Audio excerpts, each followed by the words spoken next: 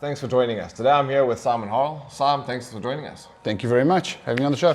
So for those that don't know your background, obviously MMA is not your first run at professional sports. No. Give us a bit of background on what you did before that. Professional sports, I played football. I was a goalkeeper for Morocco Swallows for 6 years. Short, white, and not enough money. So I started working as an apprentice mechanic, so I walked away from the sport. Just didn't pay the bills. And then that journey after you walked away from the sports, obviously there was a lot of things that happened in your life, in your space. Tell us a bit about that journey. Been interesting. I've seen the best and worst of people. Did some good things, did some bad things. Ended up on the wrong side of the law. Did some time in prison. Came out and started to fix my life. So I've seen the top and I've seen the bottom. Had money, lost money. But yeah, I'm back, and one day at a time. Every day is a new day. And obviously going through an experience like that, when you come out, how did you turn all of that around? What was it like when you come out? A lot of people say that when that happens, you come out literally on your own, no one else around you. How did you build yourself back up again? I'm going to get laughed at for this one, but I couldn't have done it without my mom. I got on a Greyhound bus, 199 rand ticket one way, and came home. And then she met me at the station and she said to me, "We'll be okay." Put me back in my bedroom at home, and day by day she started to build the confidence. It took me 7 months to go outside. I never left the house for about 7 months. I lived the routine, I lived there. What happened after that? Now you're a family man as well. How did that journey happen for you? I met Sally shortly after I got out, and it was whirlwind stuff. We hit it off from the start. She was a great support, a lot younger than me. She was a great support for a long time, but it really was more about my kids.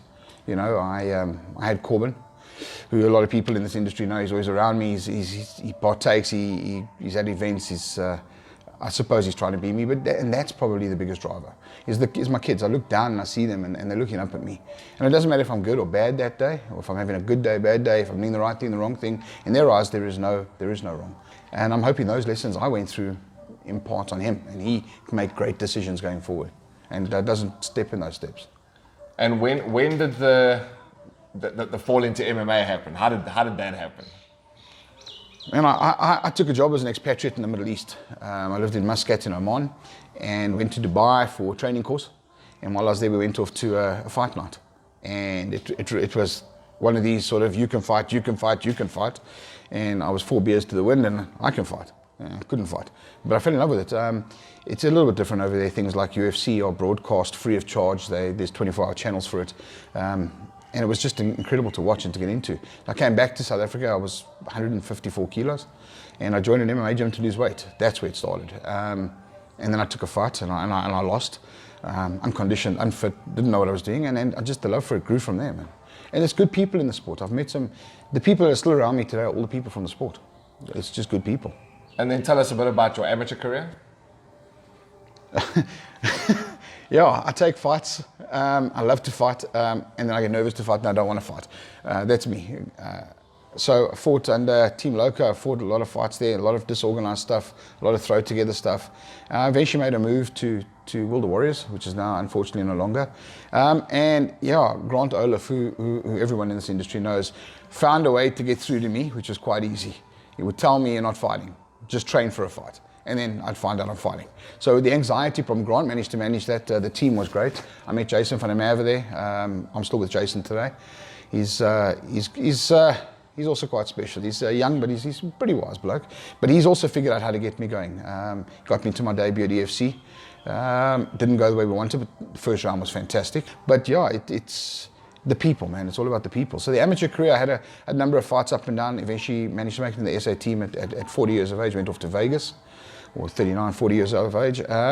Won a fight and lost a fight to the current world champion, pound for pound, number one, they call him. Man, I'd love to fight him again. I'd love to fight him again. But yeah, it was an incredible experience, man. We got to fight at the Mecca during UFC Expo week. Got to see stuff, got to watch UFC 200, Hall of Fame induction, got to meet some of my absolute heroes. So MMA has afforded me that opportunity to see a little bit of the world and to explore myself a bit more. And then getting a pro license at the age of 40. I'm sure there were a lot of people asking you what you were doing. Oh man, I'm sure a lot of people asking Graham what he's doing for signing me. But the reality is it was the next step. It really, after Vegas, I thought, you know what, I'm 40 years old, the dream's there, let's chase it. What happens, happens, you know, we're going to have some fun. I spoke to the people around me. Again, the guys at Fight Evolution, and I spoke with the team there, and they said, let's do it. Let's get there, let's get it done. I'd already got the license about 9 months before, and I'd done nothing with it. And the guys at Fight Evolution said, we believe in you, man. You put in the hours, you work hard. If you work a little bit harder, put in a little bit more, and take instruction, we'll get you there. And that's where we're at. And what was that first pro fight? What was the experience like? Walking out to the cage, the lights, the people? Oh man, it's surreal, eh? It really is. You're a rock star. For those 20 minutes, you're a rock star. People love you, people want to know you. It's incredible. Jason, funnily enough, said it to me. He said, these moments you will never have again. You can have 100 more fights you will never have today. He said that to me in the warm-up. I didn't understand it until it was done.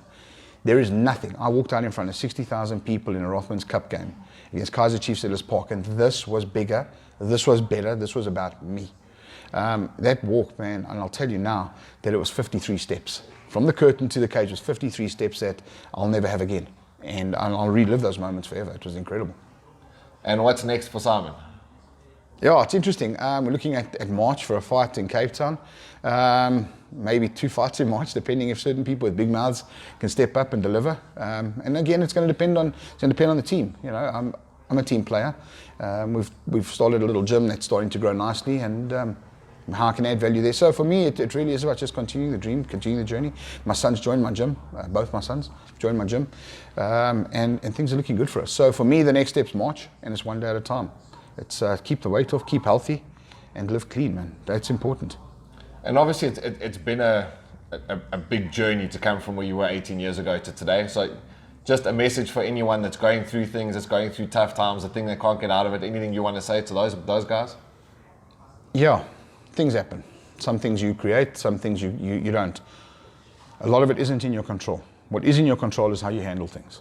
To be fair, I didn't handle it well. Again, I'll reiterate, my mom handled it. She re-grew me, she re-matured me, groomed me back. But there's always light. And even since then, I've gone through challenges, you know, had jobs, lost jobs, faced retrenchments. And I look back at that lesson from 18 years ago, and it's simple. It's about you. You can't look after number 2 if number 1 ain't 100%. So the lesson is make sure you're in a good space. And a good space doesn't mean you need to have money in that. It needs have people around you that love and care for you. Have people, like-minded people in your space, and be man enough to talk to people. You can't internalize things because it's going to eat your life. So for me, make smart decisions. If you're not sure, ask somebody. Well, there you have it, guys. Straight from Simon. Again, you're never too old to chase those dreams. So get